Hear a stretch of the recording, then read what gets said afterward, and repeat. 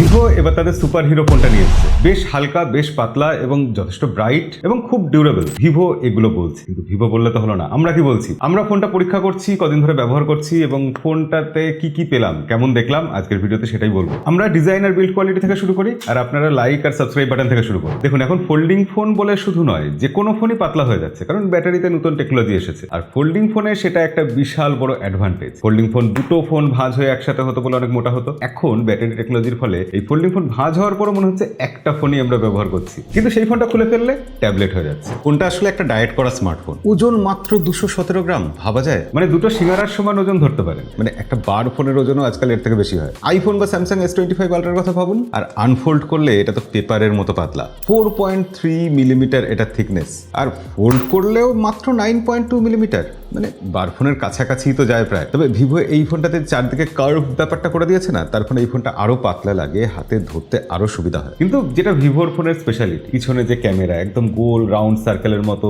একটা ঘড়ির মতো ইনফ্যাক্ট, সেটা বলে দেয় যে এই ফোনটা শো অফ করার জন্যই তৈরি করা হয়েছে। কিন্তু শুধু শো অফ করলে তো হবে না, এত দামি একটা ফোন। ভিভো 1.5 লাখ টাকায় এই ফোনটা লঞ্চ করেছে। মজবুত তো হতে হবে, দীর্ঘদিন চালাতে হবে, একটু আদ্র পড়ে গেলেই ভেঙে যাবে এই ব্যাপারটা হলেও তো চলবে না। এই কভার ডিসপ্লেতে আছে সেকেন্ড জেনারেশনের আর্মার গ্লাস, যেটা আগের থেকেও 30% বেশি পাংচার রেজিস্ট্যান্ট। আর এটা SGS 5 star glass drop resistance সার্টিফিকেটও পেয়েছে। মানে কি সব কঠিন কঠিন শব্দ, বলতেও কেমন লাগছে। তবে হ্যাঁ, এইরকম কঠিন যেন ফোনটা হয়, পড়ে গেলে ভাঙবে না। আর এই যে হিঞ্জটা আছে, যেটা নিয়ে আমরা সবসময় ভয় পাই, কারণ ফোন দিয়ে এরকম আমরা তা হাওয়া বাতাস খাই গরমকালে, তো ভিভো বাঙালিদের এই অভ্যাসটা জানে। তার জন্য এখানে কার্বন ফাইবার হিঞ্জ ব্যবহার করা হচ্ছে। এক, তাতে ফোনটা শক্ত হচ্ছে, মজবুত হচ্ছে। দ্বিতীয়ত, ফোনটা হালকা থাকছে। ভিভো বলছে এটা 5 লাখ বার ফোল্ড করলেও ঠিকঠাক চলবে। এখানে IPX8, IPX9, IPX9 প্লাস আর IP5X রেটিং আছে। চিরকাল শুনে এসেছি ফোল্ডিং ফোনে IP58, 59 বা 60 ঘর তো ছেড়েই দিন, ওইসব রেটিংই দেওয়া যায় না। এটা ওয়াটার রেজিস্ট্যান্টের ক্ষেত্রে এতটাই প্রোটেক্টিভ। আর ভিভো এমনভাবে এটা বানিয়েছে যে এটা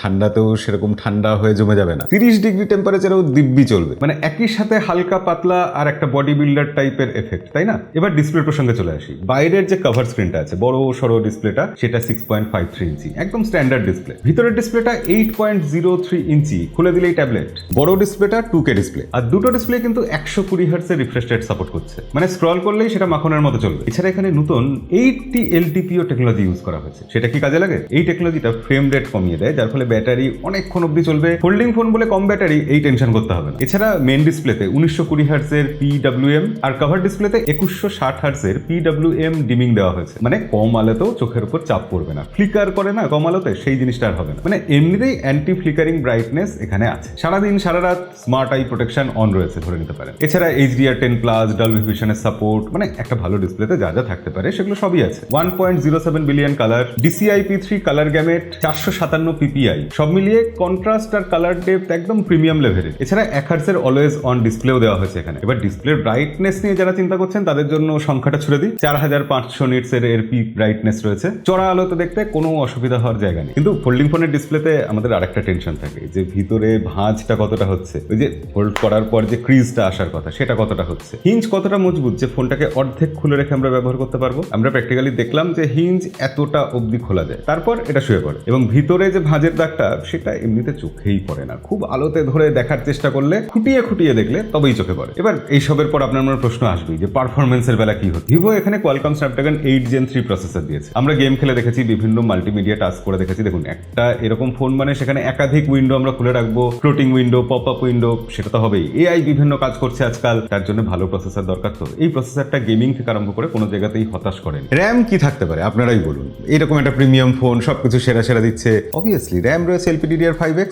আলট্রা র্যাম আছে। আর স্টোরেজ টাইপ সেটাও সেরা। UFS 4.1 স্টোরেজ টাইপই দেওয়া হয়েছে এখানে। AnTuTu স্কোর এখানে 2 মিলিয়নের ওপরে। মানে একটা ফোল্ডিং ফোন হিসাবে যদি বিচার করতে হয়, তাহলে বলবো মানে একটা রাজসিক ব্যাপার আর কি। আর এখানে দুটো ডিসপ্লেকে একসাথে চালানোর জন্য, এত ক্যামেরা, এত প্রসেসর চালানোর জন্য, এই ফোনে যে ব্যাটারি আছে, এখন অব্দি যত ফোন বেরিয়েছে ফোল্ডিং ফোনের ক্ষেত্রে, তার মধ্যে সব থেকে বড় ব্যাটারি 6000 mAh ব্যাটারি। মানে আজকাল যে কোনো বার ফোনে, নর্মাল যেসব ফোন, ফ্ল্যাগশিপ ফোন, সেই সব ফোনে 6000 mAh ব্যাটারি পেলে আমরা ভাবি কি বড় ব্যাটারি। সেখানে ফোল্ডিং ফোনে ভিভো এত বড় ব্যাটারি ম্যানেজ করেছে, কিন্তু এত পাতলা ফোনেও। আসলে তার কারণ ব্যাটারির ডিজাইনটা সায়েন্স ফিকশন মুভির মতো। Dual layer silicon carbon anode দেওয়া হয়েছে এখানে। এর সাথে আছে সেমি সলিড ইলেকট্রোলাইট, যার ফলে এই ব্যাটারিটা ঠান্ডাতেও ভালো পারফরমেন্স পারফর্ম করবে। তার সাথে সাথে 80 ওয়াটের ফাস্ট চার্জিং রয়েছে, 40 ওয়াটের ওয়্যারলেস চার্জিং রয়েছে, প্রিমিয়াম ফোন তো। আচ্ছা, এই সব যে কথা বলছি, ফোল্ডিং ফোনে আরেকটা ভয় কিন্তু খুব থাকে, মানে আমি অন্তত পাই যে কানেক্টিভিটির সমস্যা হবে না তো, এত দামি ফোন, এত টাকা খরচা করে প্রিমিয়াম ফোন কেনা হচ্ছে। ভিভো এখানে ডুয়াল স্ক্রিন এনহ্যান্সড অ্যান্টেনা দিয়েছে, আর হিঞ্জ অ্যান্টেনা 2.0 রয়েছে, মানে চারদিকে শুধু অ্যান্টেনা আর অ্যান্টেনা, কোথাও সিগন্যালের প্রবলেম হবে না কোম্পানি বলছে।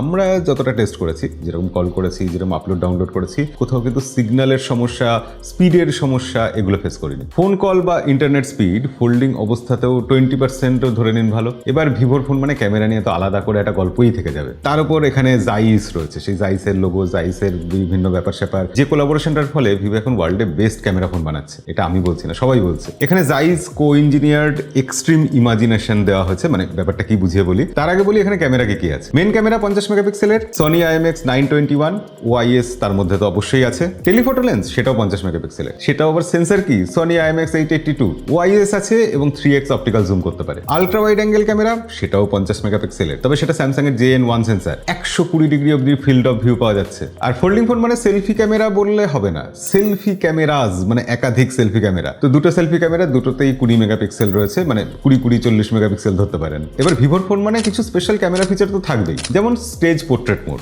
স্টেজে কেউ পারফর্ম করছে সেই সব তোলার জন্য বা শো তোলার জন্য একদম সেরা এটা। এখানে অটো ফ্রেমিং ভিডিও রয়েছে, মানে ব্যাপারটা কি বলে দিচ্ছি। ধরুন কোনো সাবজেক্ট মুভ করছে, ক্যামেরাই সেটাকে ধরে ধরে জুম আর ফ্রেম সব ঠিকঠাক করে দেবে। AI টেলিফটো সুপার রেজলিউশন রয়েছে, মানে 20x জুম করার পরও দেখা যাবে একদম স্পষ্ট ক্লিয়ার ছবি। এবার এই ফোনটাতে যেহেতু জাইসের কোলাবোরেশন আছে এবং ক্যামেরার বিভিন্ন কোম্পানির সাথে যারা সব থেকে ভালো কোলাবোরেশন করেছে আজ অব্দি সফল, যেটা আমার মনে হয় সেটা জাইসের সাথে ভিভোর কোলাবোরেশন। তো সেক্ষেত্রে এখানে ভিভোর যে মাল্টিফোকাল পোর্ট্রেট রয়েছে, 23 মিলিমিটার, 50 মিলিমিটার, 35 মিলিমিটার, 85, 100 মিলিমিটারের যে বিভিন্ন ফোকাল লেন্থ আমরা ছবি তুলতে পারি, সেটা কিন্তু বেশ ভালো আসে। এছাড়া যে বিভিন্ন ফ্লেয়ার ইউজ করা যায়, যেমন সিনে ফ্লেয়ার, সেগুলো ইউজ করলে কিন্তু ভালো ছবি পাওয়া যায়। এই ছবিটাই দেখুন না, সিনেম্যাটিক মোডে তোলা হয়েছে, ভিভোর ফোনের এটা স্পেশালিটি। এছাড়া ফটোর ক্ষেত্রে ব্ল্যাক অ্যান্ড হোয়াইট, বিভিন্ন টেক্সচার্ড ফটো, ভিভিড ফটো বা জাইস মোডে ফটো, এগুলো যখন তোলা যায়, তুললে ভালোই লাগে, এফেক্ট ভালোই আসে। আর এখানে ক্লাসিক নেগেটিভ স্টাইল বলে একটা অপশন আছে, ফুজি ফিল্মের ক্লাসিক নেগেটিভ ফিল্ম থেকে এটা inspired. Cyan orange low saturation tone, film grain effect এগুলো থাকছে এখানে। সবুজ রং বা স্কিন কালারের ক্ষেত্রে বিশেষ একটা নস্টালজিক টাচ দিয়ে দিচ্ছে। Rainy street, coffee shop, still লাইফের জন্য এটা একদম পারফেক্ট। এখানে সুপার ল্যান্ডস্কেপ মোড রয়েছে, প্রথমবারের মতো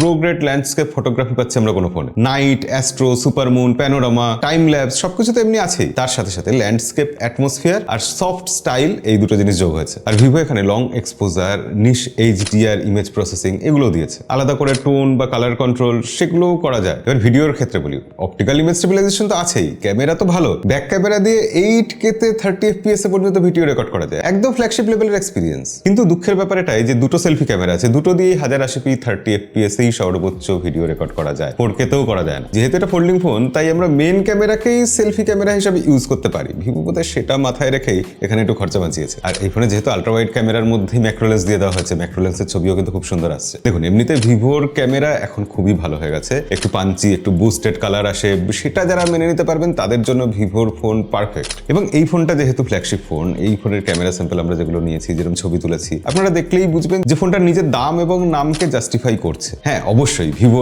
X200 Pro বা আলট্রার মতো ছবি উঠছে না, কিন্তু একটা ফোল্ডিং ফোন হিসাবে আমার মনে হয় এই মুহূর্তে one of the best camera দিচ্ছে ভিভোর এই ফোনটা। এবার আজকাল AI ছাড়া তো ক্যামেরা অসম্পূর্ণ। ভিভো এখানে AI ইমেজিং স্টুডিও দিয়েছে ক্যামেরার জন্য, ছবি থেকে অবাঞ্ছিত অবজেক্ট ইরেজ করার জন্য AI ইরেজার, ঝাপসা অস্পষ্ট ছবিকে স্পষ্ট করার জন্য AI ফটো এনহ্যান্সার, জানলা বা কাচের গ্লেয়ার মুছে ফেলার জন্য AI রিফ্লেকশন রিমুভার, ছবির সাবজেক্ট এক জায়গা থেকে অন্য জায়গায় সরিয়ে নেওয়ার জন্য AI ম্যাজিক মুভ, ছবির ফ্রেম বাড়ানোর জন্য AI ইমেজ এক্সপ্যান্ডার, মানে এরকম যা যা কিছু থাকে সবকিছু আছে। তাছাড়া গুগল সার্চ থেকে আরম্ভ করে জেমিনাই সবকিছু তো আমরা এমনিই পাবো, এটা ধরেই নিচ্ছি। হ্যাঁ, আছে সেগুলো এই ফোনে। এবার এটা যেহেতু 2025 সাল, এই সময় যে ফোন টোন গুলো আসবে সবকটাতে AI থাকবে। AI এর ব্যাপারটা খুব ইম্পর্টেন্ট হয়ে গেছে, আমরা ক্রমশ আমাদের ডে টু ডে লাইফে AI ইউজ করা শিখে যাচ্ছি। তো ভিভো তাদের ফোল্ডিং ফোনে AI হিসেবে কি দিল? তারা এখানে AI প্রোডাক্টিভিটি স্যুট দিয়েছে, মানে যেহেতু এটা একটা ফোল্ডিং ফোন, AI এখানে কিভাবে কাজে লাগতে পারে। এখানে অরিজিন ওয়ার্ক বেঞ্চ রয়েছে, সেখানে একসাথে 5টা-6টা অ্যাপ খুলে রাখা যাবে। শর্টকাট বাটন রয়েছে, সেখানে আমরা এক টোকায় পছন্দের অ্যাপ্লিকেশনটা খুলে নিতে পারবো। বইপত্রে কিছু লেখা আছে, সেটা স্ক্যান করে কপি করতে হবে, তার জন্য লাইভ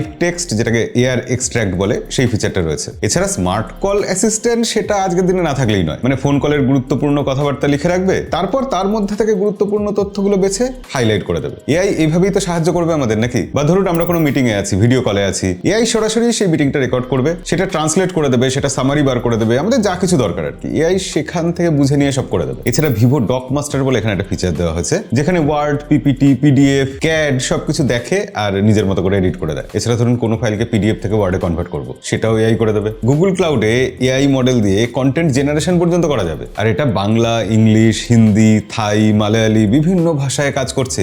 এই জিনিসটা কিন্তু আমাদের জন্য, সাধারণ মানুষদের জন্য ভীষণ ইম্পর্টেন্ট। বাঙালিরা এতে খুশি হয়ে যাবে। এবার এত এআই এর কথা বললাম, আরো প্রচুর এআই এর কথা আছে। খুঁটিনাটি বলতে হলে একটা ভিডিও বিশাল লম্বা হয়ে যাবে। মুদ্রা কথাটা হলো এআই এর কাজ শুধু মিটিং লিখে রাখা বা ছবি ঠিক করা নয়। এআই এখানে পুরোপুরি অফিস ফ্রেন্ডলি, ছবির এডিটর হিসাবে কাজ করে, নোট নেওয়ার জন্য কাজ করে। মানে এআই এখন আলাদা করে আমাদের একজন অ্যাসিস্ট্যান্ট যে ফোনের মধ্যে বসবাস করছে। এবার এত কিছুর পর এই ফোনে সফটওয়্যার কি আছে? অবভিয়াসলি ভিভোর ফোন মানে ফান্টাচওয়েস থাকবে। ফান্টাচওয়েস 15 অ্যান্ড্রয়েড 15 এর উপর আছে, কিন্তু এটা এখানে ফোল্ডেবের জন্য স্পেশালি কাস্টমাইজ করা হয়েছে। যেমন বড় স্ক্রিন আছে বলে মাল্টিটাস্কিং করতে বিভিন্ন সুবিধা যাতে হয় সেইভাবে করা হয়েছে। উইন্ডোজ রিসাইজ করা যাচ্ছে, স্প্লিট স্ক্রিন তো চলছেই, কিন্তু একই সাথে যেহেতু ফোল্ডিং ফোন তাই পপ আপ স্ক্রিনও এখানে কাজ করছে। এখানে যে ডক আছে সেখান থেকে বিভিন্ন অ্যাপ্লিকেশন ইচ্ছা মতো তাড়াতাড়ি সুইচ করা যায়। ভিভো এই জিনিসটা একটা নতুন স্টাইলে করেছে, এটা বেশ কাজের। বাদিকে আমরা পরপর দেখতে পারবো ডকগুলো, এবং সেখান থেকে যে কোনো অ্যাপ্লিকেশনের একটু প্রিভিউ দেখে সেটা খুলে নিতে পারবো। এছাড়া এখানে হোভার মোড আছে, অর্থাৎ ফোল্ড অবস্থায় আমরা যদি ফোনটাকে টেবিলে রাখি সেখানে ভিডিও কল করতে পারবো, ভিডিও দেখতে পারবো বা বিভিন্ন রকম কাজ করতে পারবো। ফোল্ডিং ফোনের তো এগুলোই অ্যাডভান্টেজ যে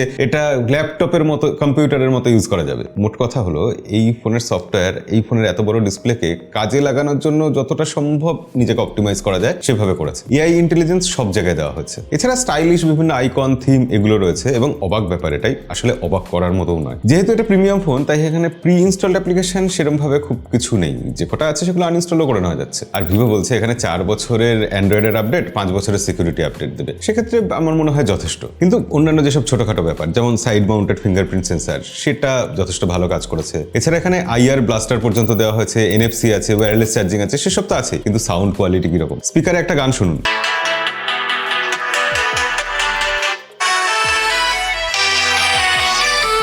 সাউন্ড কোয়ালিটি এমনিতে ভালো, তবে আমার মনে হয় বেসটা একটু কম বিট টিটগুলো যখন পড়ছে। তো অবশেষে আমি একটা কথাই বলতে চাই, ভিভোর এই ফোল্ডিং ফোনটা হালকা, পাতলা, মজবুত আর ফিচারে ঠাসা একটা ফোল্ডিং ফোন। যারা একটু স্টাইল দেখাতে চান, যারা এআই এর উপর ভরসা রাখেন, আর যাদের পকেটে টাকা পয়সা আছে তাদের জন্য এই ফোনটা কিন্তু পারফেক্ট ফোন। তবে ক্যামেরার ব্যাটারি যেরকম দিচ্ছে এই ফোনটা, তাতে আমার মনে হয় বেশ অনেকটাই পয়সা উসুল হয়ে যায় যদি আপনি ফোল্ডিং ফোন নেওয়ার কথা ভেবে থাকেন। তো যাই হোক, ভিভো এক্স ফোল্ড 5 কেমন লাগলো আপনাদের অবশ্যই কমেন্টে লিখে জানাবেন। সেল শুরু হচ্ছে 20 তারিখ থেকে।